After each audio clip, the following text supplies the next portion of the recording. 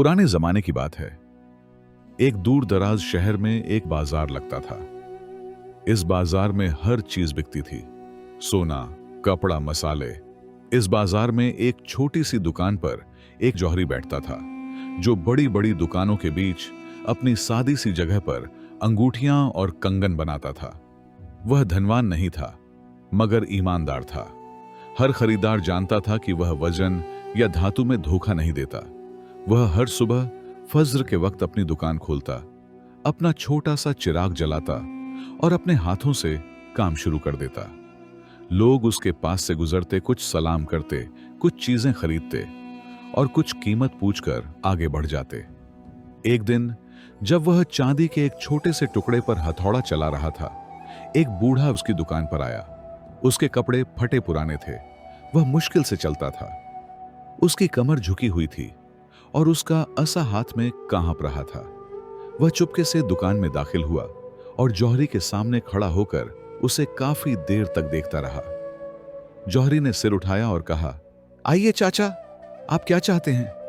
बूढ़े ने अपनी फटी हुई जेब से एक छोटा सा काला पत्थर निकाला, जिसमें न कोई चमक थी न खूबसूरती।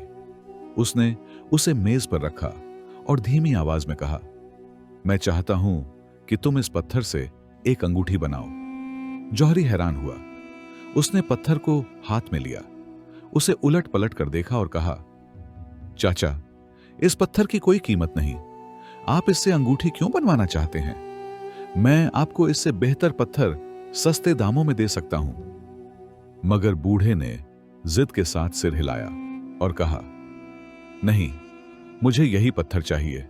बस इससे अंगूठी बनाओ और मैं तुम्हारी पूरी मजदूरी अदा करूंगा। जौहरी ने बूढ़े की आंखों में देखा और उनमें एक अजीब सी चीज देखी, एक गहरी उदासी या शायद कोई पुराना डर जो वह समझ न सका। उसने कहा, ठीक है चाचा, मैं बनाऊंगा। आप इसे कब लेना चाहते हैं? बूढ़े ने कहा, 3 दिन बाद इंशाअल्लाह, मैं उस वक्त आकर अदायगी करूंगा। फिर वह झुककर दुकान से निकल गया, अपने पैर घसीटता हुआ धीरे धीरे चला गया। जौहरी ने उस अंगूठी पर बड़ी मेहनत से काम किया। हालांकि उस पत्थर की कोई खास कद्र नहीं थी। उसने पत्थर को तराशा, साफ किया और उसे एक सादे चांदी के फ्रेम में जड़ दिया। जब वह पूरी हुई, उसने अंगूठी को एक छोटे से डिब्बे में रखा और बूढ़े के आने का इंतजार करने लगा। पहला दिन गुजरा, बूढ़ा नहीं आया। दूसरा दिन भी गुजर गया, वह नजर नहीं आया। तीसरे दिन दोपहर को बाजार में अचानक चीख पुकार की आवाज आई। जौहरी बाहर निकला तो देखा कि लोग एक जगह जमा हैं। वह करीब गया तो देखा कि वही बूढ़ा उसकी दुकान के सामने जमीन पर मृत पड़ा है। उसकी आंखें खुली हुई हैं। बाजार के पहरेदार फौरन आए और लोगों से पूछा। एक शख्स ने बताया कि वह चल रहा था और अचानक गिर पड़ा। पहरेदार बूढ़े की लाश उठाकर एक अनजान जगह ले गए। जौहरी अपनी दुकान में वापस आया। उसे उस बूढ़े पर अजीब सा गम महसूस हो रहा था, जिसका नाम भी वह न जानता था। उसने अंगूठी को एक छोटे से दराज में रखा, उसे बंद किया और दिल ही दिल में कहा, अल्लाह उस पर रहम करे। बेचारा इससे पहले मर गया कि अपनी अंगूठी ले सके। कुछ दिन गुजरे। एक गर्म दोपहर को एक शख्स उसकी दुकान में दाखिल हुआ, जिसने शानदार कपड़े पहन रखे थे और उसके पीछे 3 पहरेदार खड़े थे। उसका चेहरा भरा हुआ था। दुकान को घमंड से काफी देर तक देखता रहा और ऊंची आवाज में कहा, तुमने एक बूढ़े के लिए अंगूठी बनाई थी? जौहरी ने उठते हुए कहा, हां, आप कौन हैं? उस शख्स ने कहा, मैं उसका इकलौता बेटा हूं। मेरे वालिद का इंतकाल हो गया, अल्लाह उन पर रहम करे। वह अंगूठी जो तुमने बनाई, वह मेरा हक है, क्योंकि यह मेरी विरासत है। उसे मुझे अभी दो। जौहरी ने दराज खोला, अंगूठी निकाली और उसे आगे बढ़ाते हुए कहा, यह लीजिए। मगर उस शख्स ने हाथ नहीं बढ़ाया। उसने अंगूठी को काफी देर तक देखा, फिर कहा, इसे मेज पर रखो। उसने अंगूठी को सावधानी से उठाया, उसे अपनी आंखों के सामने घुमाया, दाएं बाएं देखा, हर तरफ से जांचा और फिर उसे जेब में डालकर बिना कुछ कहे चला गया। उसी रात जब जौहरी ने अपनी दुकान बंद की और अपने छोटे से घर जाकर सो गया। अचानक जोर जोर से दरवाजे पर खटखटाहट की आवाज से उसकी आंख खुल गई। उसने दरवाजा खोला तो देखा कि 4 पहरेदार उसके सामने खड़े हैं और उनके पीछे वही अमीर शख्स मौजूद है। एक पहरेदार ने कहा, हमारे साथ चलो, तुम पर चोरी का इल्जाम है। जौहरी घबराकर बोला, चोरी? कौन सी चोरी? मैंने कुछ नहीं चुराया। अमीर शख्स चीखा, तुमने जो अंगूठी मुझे दी वह नकली है। मेरे वालिद ने उसमें कोई कीमती पत्थर छिपाया था और तुमने उसे चुरा लिया। जौहरी ने कहा, यह झूठ है, मैंने अंगूठी बनाई और उसे हाथ भी नहीं लगाया। पहरेदार ने कहा, खामोश, तुम हाकिम के सामने बात करोगे। उसे नंगे पांव घसीटते हुए ले गए। उसे अपनी बीवी को अलविदा कहने का मौका भी न दिया। अंधेरे रास्तों से गुजरते हुए वे उसे हाकिम के बड़े से महल में ले गए। महल ऊंची दीवारों से घिरा हुआ था। हाकिम एक ऊंची कुर्सी पर बैठा था और उसके पास वही अमीर शख्स खड़ा उसके कान में फुसफुसा रहा था। हाकिम ने हाथ उठाया और जौहरी से कहा, करीब आओ। जौहरी कांपते हुए आगे बढ़ा। हाकिम ने कहा, यह मुअज़्ज़ज़ शख्स कहता है कि तुमने उसके वालिद की अंगूठी से चोरी की है, तुम क्या कहते हो? जौहरी ने कहा, जनाब, मैं एक गरीब लेकिन ईमानदार जौहरी हूं। मैंने अंगूठी वैसी ही बनाई जैसा मुझसे कहा गया। बूढ़े ने मुझे सिर्फ एक काला पत्थर दिया था और मैंने उसे चांदी के फ्रेम में जड़ दिया। उसमें कोई छिपी हुई या कीमती चीज नहीं थी। अमीर शख्स गुस्से से बोला, झूठ! मेरे वालिद के पास एक नायाब कीमती पत्थर था जो उसने उस पत्थर में छिपाया था और इस जौहरी ने उसे चुरा लिया। जौहरी ने कहा, मैं अल्लाह की कसम खाता हूं कि मैंने कोई कीमती पत्थर नहीं देखा, बस एक सादा सा काला पत्थर था। हाकिम ने मेज पर हाथ मारा और कहा, बस, मैं इस मुअज़्ज़ज़ शख्स को बरसों से जानता हूं, वह सच्चा है। अम्मा, तुम एक गरीब जौहरी हो, तुम्हें कौन जानता है? यकीनन तुमने कीमती पत्थर चुराया। या तो इकरार करो और कीमती पत्थर वापस करो, या उसकी कीमत 100 दीनार सोना अदा करो। जौहरी का चेहरा पीला पड़ गया। उसने कहा, जनाब, मेरे पास 10 दीनार भी नहीं, मैं बेगुनाह हूं, अल्लाह गवाह है। मगर हाकिम ने हाथ हिलाया और पहरेदारों से कहा, इसे जेल में डालो जब तक कि वह इकरार न करे या अदायगी न करे। उसे घसीटकर एक छोटी, ठंडी, अंधेरी और बदबूदार झंझाना में फेंक दिया गया। उसकी जमीन गीली थी और छत में एक पतली सी दरार से हल्की सी रोशनी आती थी। वह जमीन पर बैठ गया, अपने घुटनों को सीने से लगाया और रोने लगा। वह अपनी बीवी, अपनी दुकान और अपनी जिंदगी के बारे में सोच रहा था, जो एक झूठ की वजह से खत्म हो गई। पहला दिन गुजरा, कोई ना आया। दूसरे दिन एक पहरेदार ने उसे सूखी रोटी का टुकड़ा और गंदला पानी दिया। तीसरे दिन 2 पहरेदार आए। उन्होंने उसे लाठियों से मारा और कहा, इकरार कर, आराम मिलेगा। उसने कहा, मैं बेगुनाह हूं। उन्होंने उसे और मारा और खून से लथपथ छोड़कर चले गए। चौथी रात वह कोने में चुपके से सिसक रहा था कि अचानक एक धीमी आवाज दूसरे कोने से आई, तुम क्यों रो रहे हो? वह घबराकर उठ बैठा। दरवाजा लोहे से बंद था। कोई अंदर कैसे आया? उसने अंधेरे में देखा तो एक दरवेश का साया नजर आया, जैसे वह शुरू से वहां बैठा हो और उसे अब तक न देखा हो। वह एक बूढ़ा दरवेश था जिसने फटा पुराना खाकिस्त्री लिबास और सिर पर एक पुराना सफेद कपड़ा लपेट रखा था।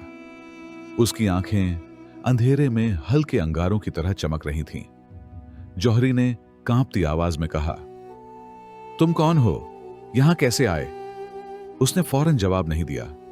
उसने धीरे से हाथ बढ़ाया जिसमें एक छोटा सा मिट्टी का प्याला था। उसने धीमी आवाज में कहा, जैसे कुएं की गूंज हो, यह पानी पियो। घबराओ नहीं, तुम अल्लाह पर भरोसा रखो। तुम यहां ज्यादा देर तक नहीं रहोगे।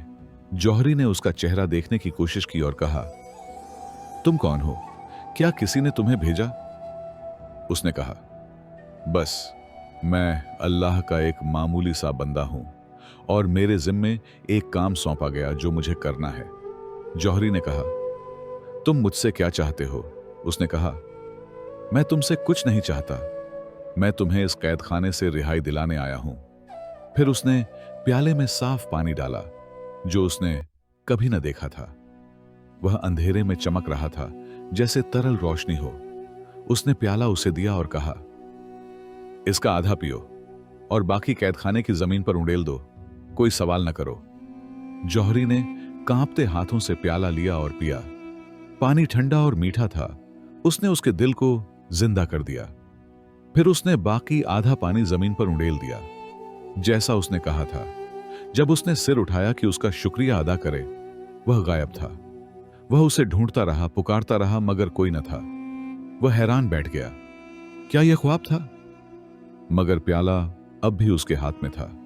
फिर उसे तेज थकावट हुई और वह सो गया।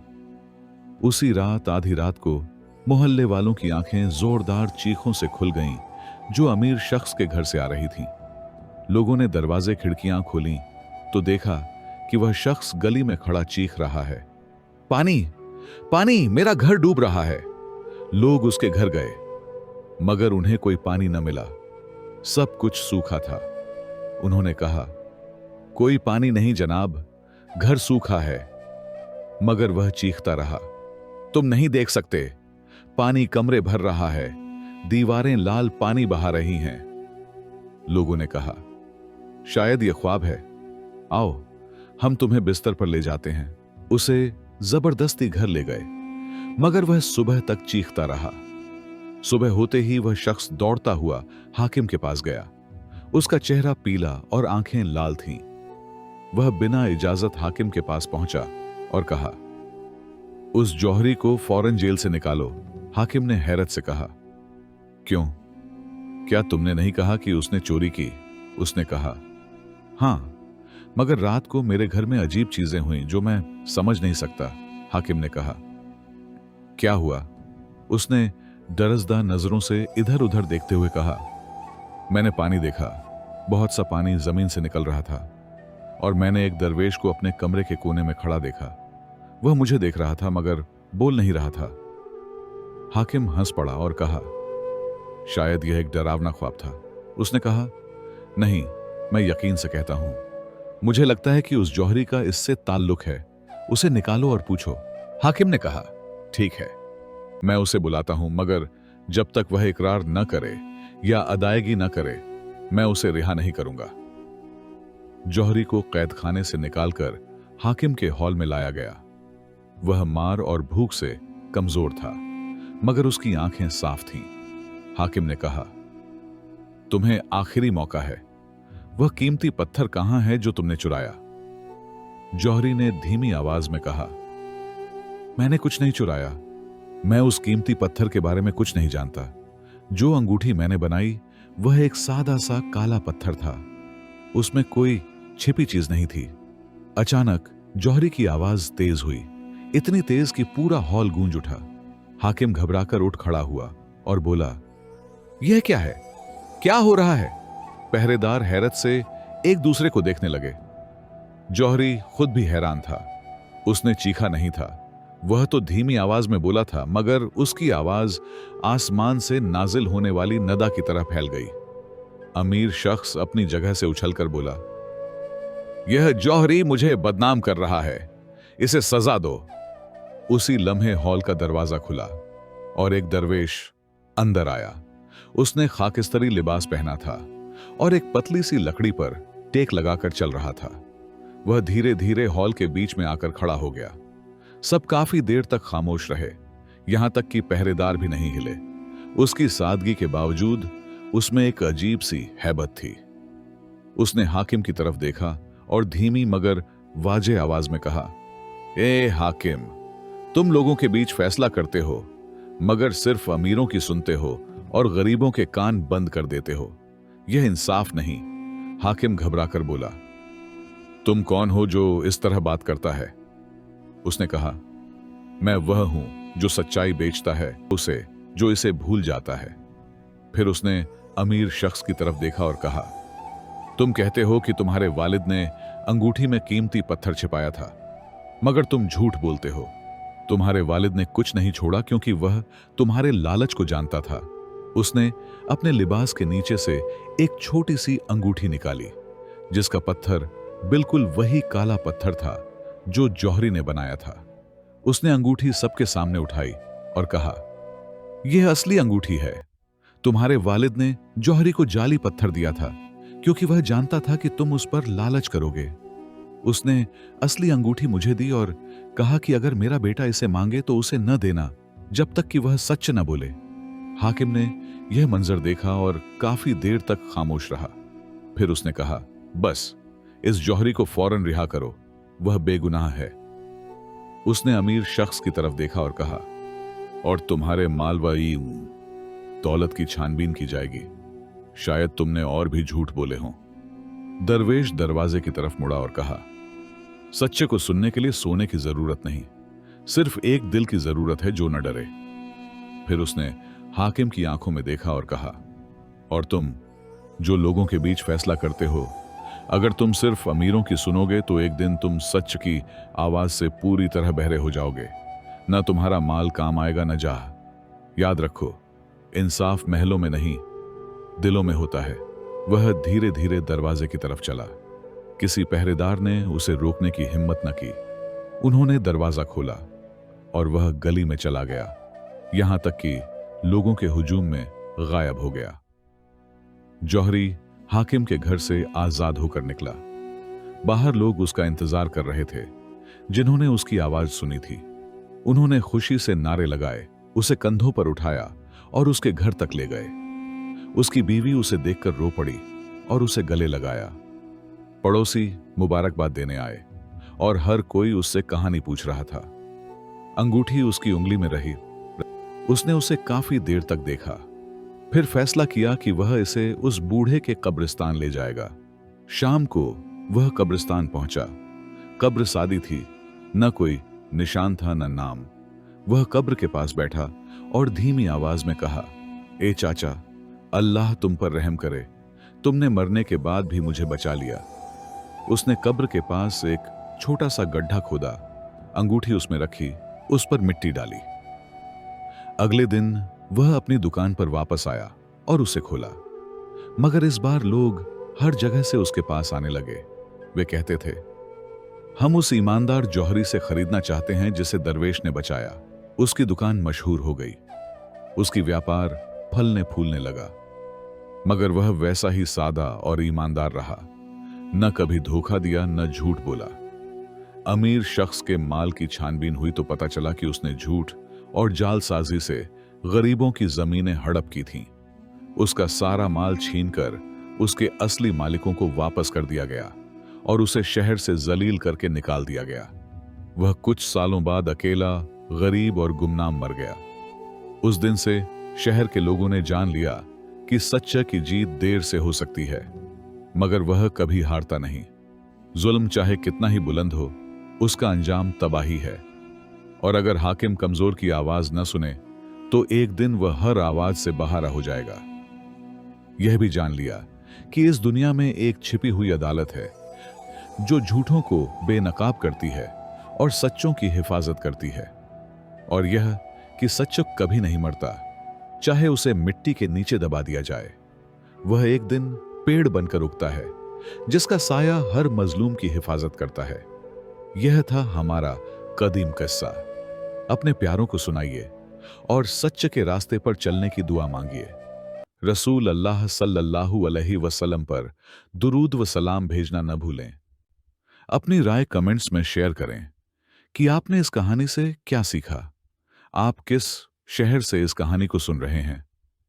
अगर यह कहानी आपको पसंद आई तो लाइक और सब्सक्राइब करना न भूलें। मिलते हैं एक और नई वीडियो के साथ। तब तक के लिए अल्लाह हाफिज। ला हफ्स है।